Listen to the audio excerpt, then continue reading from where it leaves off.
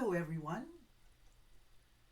The Torah portion for this week is called Bereshit, meaning in the beginning, and is from Genesis 1.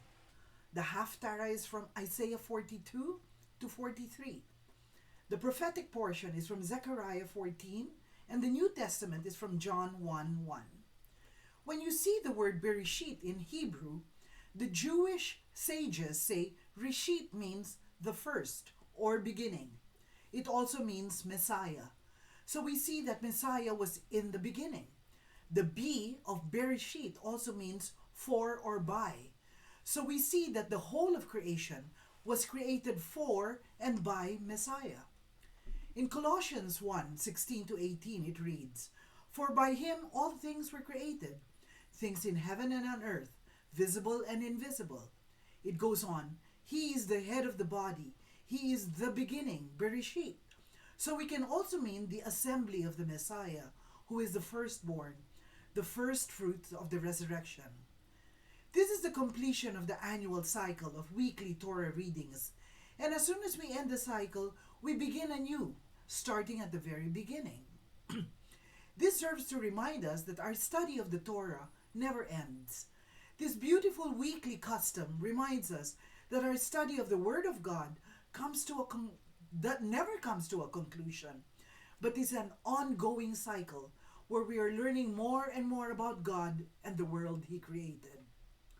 Psalm 33:6 says, "By the word of the Lord were the heavens made, their starry eyes, their starry host by the breath of His mouth." Mouth is pei in Hebrew. We are in the year 5786 in the Hebraic calendar, and the 80s is the decade of the pei, the mouth speaks, and 6 is the year of the vav or the peg.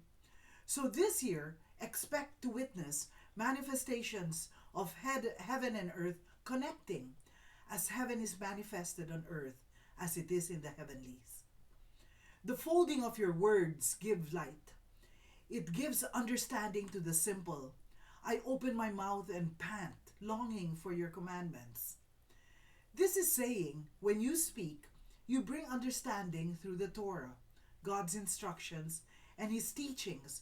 So when we open our mouths, we bring revelation and light to the Torah. Our words are vessels of heavenly speech here on earth. They are vav. Genesis describes the origins of everything. It begins with the origins of the universe. It focuses on the origins of man, and then explores the origins of the nation of Israel. As we explore the book of Genesis, we will learn a great deal about God, and even more about ourselves. After all, this is the story of our origin. When properly understood, the story of our origin helps us find our destination.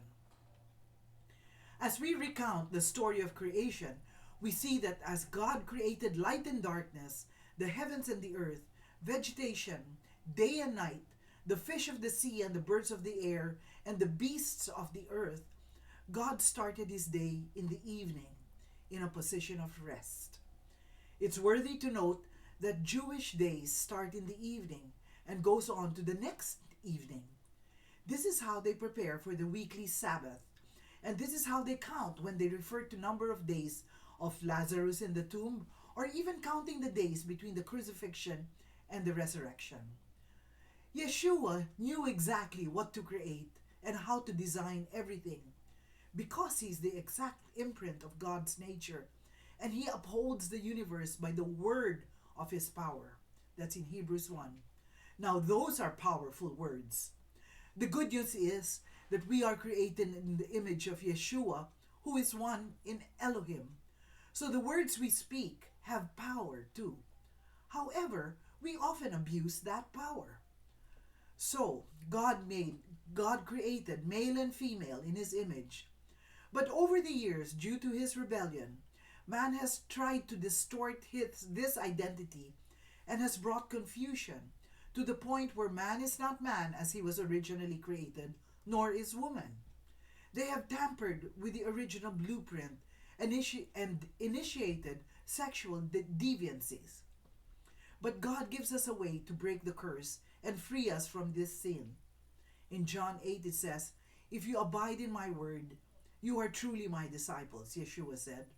"You will know the truth, and the truth will set you free."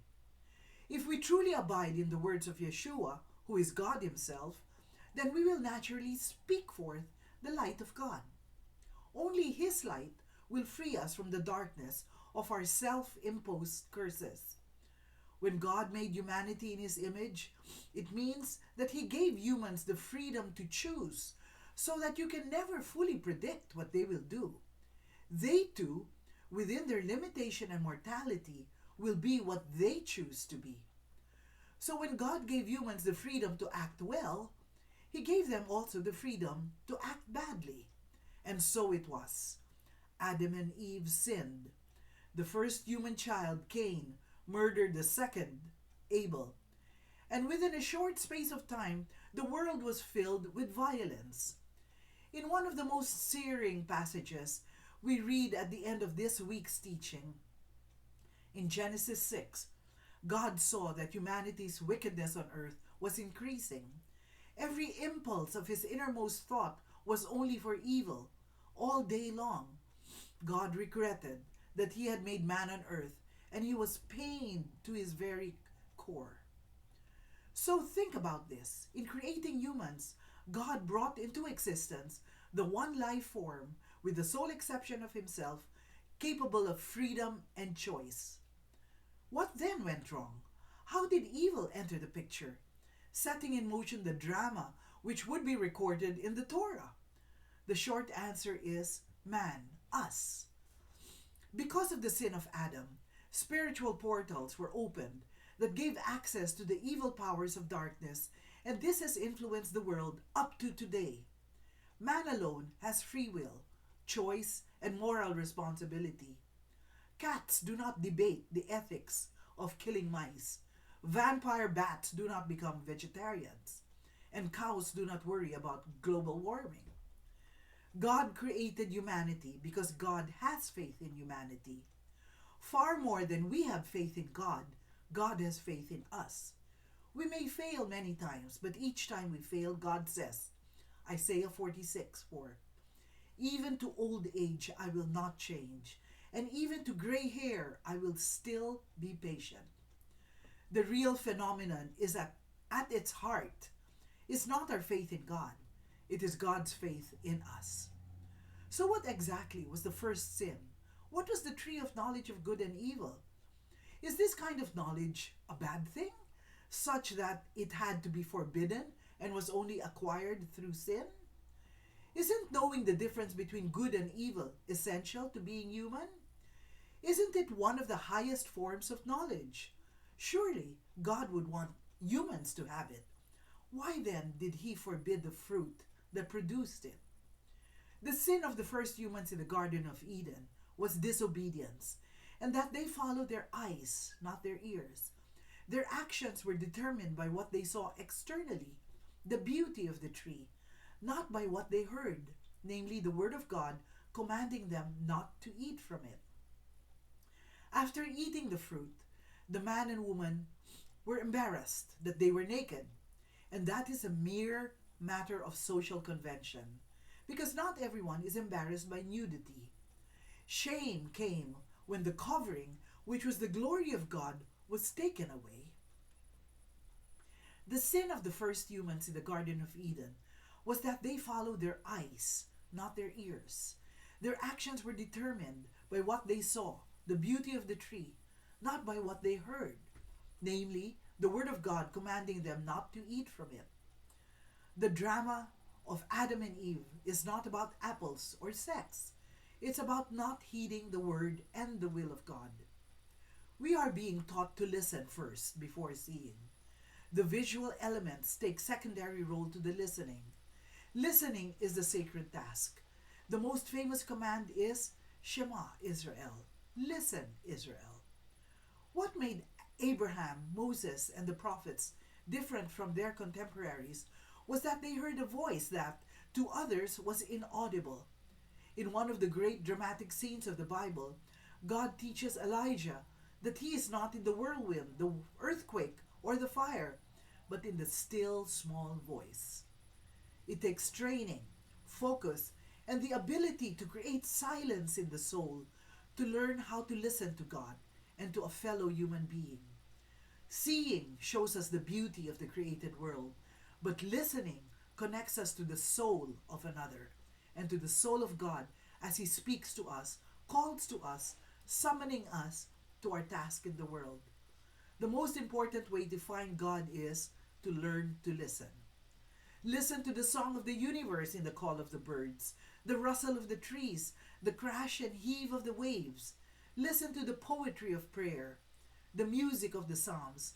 Listen deeply to those you love and who love you. Listen to the words of God in the Torah and hear them speak to you. The world of appearances is a false world of masks, disguises, and concealments. Listening is not easy, but it is listening that bridges the abyss between souls and the mortal and the divine. Learn the art of listening. We can see how important and essential it is to go back to the Word of God, the Torah, to provide a light and clarity on all issues of life. Presently, Israel is going through a crisis of their national identity. And the present crisis could be the avenue that God will use to unite His people and bring them back to Him. The exile from the garden corresponds to Israel's exile from the land. We know that the kingdom is at hand, and when the kingdom comes, Israel will return to the land, and the exile will be over. The doors and gates of Eden will open, and we will return to the presence of God. Then all humanity will know the Lord. Genesis lays out the tapestry of the story of the nation of Israel, and we get to take part as the doorway opens and reveals God's heart and character, not only for the nation of Israel, but for the whole world. And we know that one day, Jew and Gentile will walk together in the light of the Lamb in the glorious New Jerusalem. Why was man created last? In order to say, if he is worthy, all creation was made for you. But if he is unworthy, he is told, even a flying insect preceded you. The Torah remains God's supreme call to humankind, to freedom and creativity on the one hand, and on the other to responsibility and restraint, becoming God's partner in the work of creation. So, we say again, light be. Shabbat Shalom.